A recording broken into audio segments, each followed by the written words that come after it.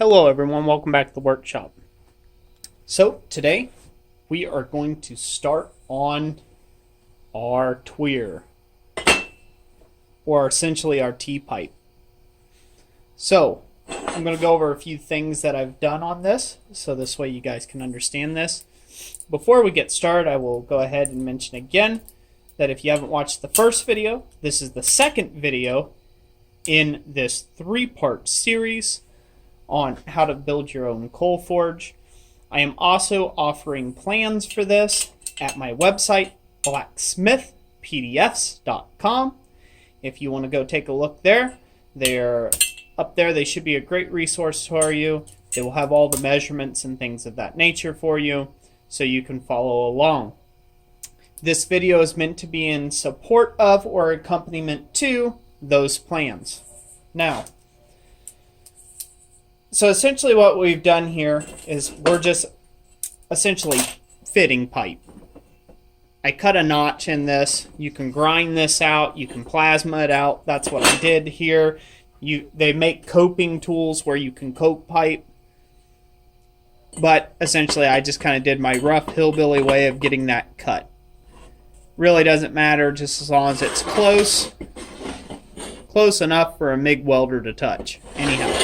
So, these are our two main components of the T-pipe. Is the blower tube portion, which is right here.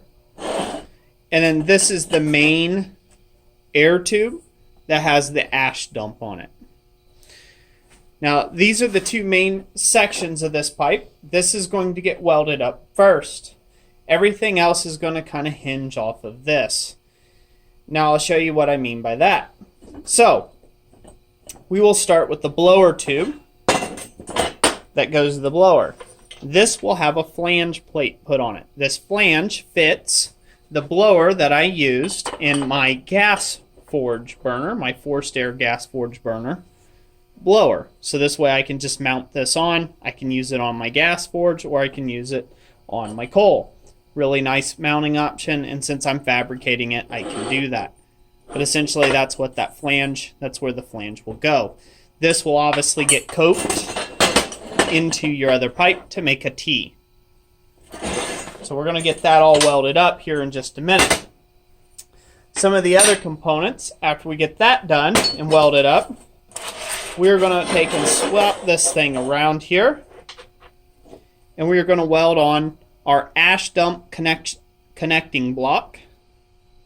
It's going to get welded on just like so, and then that's going to allow our ash dump plate to be connected to the pipe with a bolt that can be tightened and adjusted so you can dump the ash like so. After all that is said and done, we will work on the last and final part of this entire process before we weld it into the forge itself, which is the Clinker Breaker. As you can see, I've rounded this off a bit. This is a piece of 1-inch square stock with a 3/8 hole bored all the way through it, and this is just a simple piece of 3/8 rod. This Clinker Breaker will work something like this. It'll go on here. Of course, this won't spin. And what we'll do is we'll weld this in solid. And so what will happen is, hopefully I can get this whole thing in the video, this will sit in this notch that we've already cut in our pipe, and that will break the clinkers that are in the forge. This voids you having to use an air grate. This allows this pipe to be fairly open, and if you build your fire right, like what we'll do in the third installment of this video, this will work out great. So, let's get to it. So there's nothing to this. Essentially just make everything square. You want to make sure everything's good and square before you weld stuff up. I'm not exactly the best welder in the world or at coping pipe, but all my welds seem to hold up. So I don't know if that means anything. Probably doesn't mean a hill of beans, but it does hold up. And that's all I'm concerned with. So as you can see, I'm doing it exactly as what I had explained. I weld the T-pipe in first with the blower end of it, then the ash block, and then finally the flange.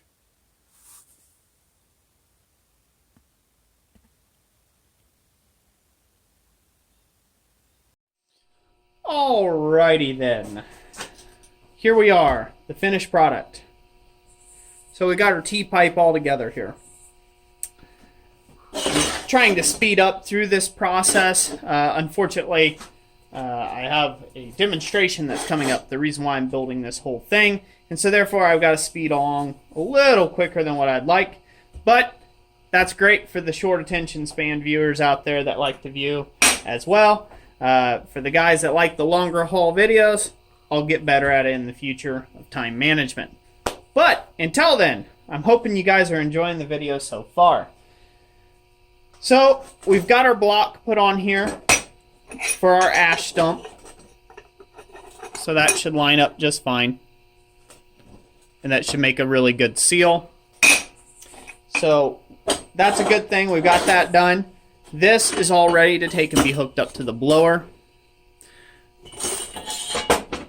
I've already checked the orientation that this needs to be to make sure the blower's sitting in the right direction and it's not laying on its side or crooked, anything like that. And, you know, this is just pretty much a pretty simple coping weld here. I really built it up a little bit. I could have done a little better job, but hey. This is just meant to be a real quick project. Hopefully not take, 12 hours to do. So, moving on. Now we are on to the Clinker Breaker. So in that last portion of the time lapse there, I was getting this set up where I wanted this to actually be, how much of this I wanted sticking out. And what I pretty much came to as far as my conclusion, I'm going to set this in about 1.25 inches or so. And then I'm going to go ahead and tack weld all this up. Weld it in solid. And then if you're very careful to keep a very nice clean weld, you shouldn't have to do much grinding to this. If you get too heavy of a gaudy weld on here, it's going to end up snagging in this notch. So that's something to look out for. But other than that, we'll get this last tack on here. And then we will go over to the actual coal forge itself. After we get this welded up, we will go over to the coal forge itself and then insert our pipe. With this already in place, that's crucial. Insert the whole pipe up through the hole and weld it in place. And then this will be a solid unit then. Ready for business. So, without further ado, let's do the Clinker Breaker next. And then you'll see what I mean over at the coal forge. Okay, like I said before, I'm just setting this back about 1.25 inches or so, and then I'm going to just tack this up all around. One of the tricks to take in doing this without getting too much heavy weld is to weld more on the Clinker Breaker part, or the block, versus the rod. And this will allow it to feather in a little better. Of course, if you have a TIG welder, this will be slick Rick. It'll be nice and easy for you. You can see me making a mess up here. The blower pipe wasn't quite square to the forge, so I just had to use a cold chisel on my tacks. This is also a good reason why I use tack welds.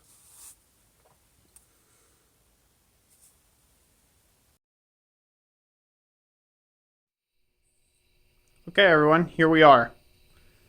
The final product, essentially, minus some main components.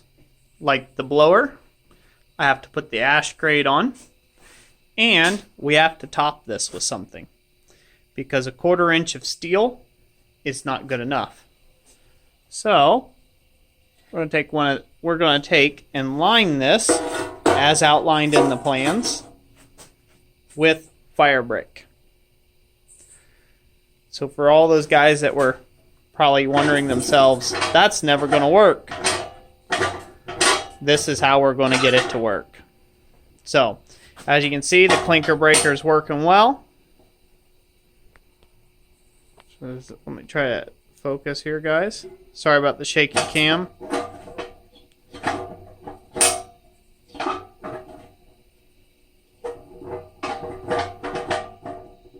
So, clinker breaker works well. Come down here. You can see how all that attaches. That's the clinker breaker. Nice and easy. If you guys want to attach something right here like a loop, so this way this has some support, you can. It's nice to leave this a little loose just in case if it gets jammed, you've got some more play options there. It won't hurt. Obviously, we still got to do our ash dump, and then we'll boulder motor on in the next video. So, in the next video, I'll finish the ash dump. I'll go ahead and bolt the motor up. We'll put our top in and fire her up. That's it for today. Thank you all for watching this video. If you liked it, give it a big thumbs up. And yeah, we'll catch you on the next one. God bless you, and we'll see you soon.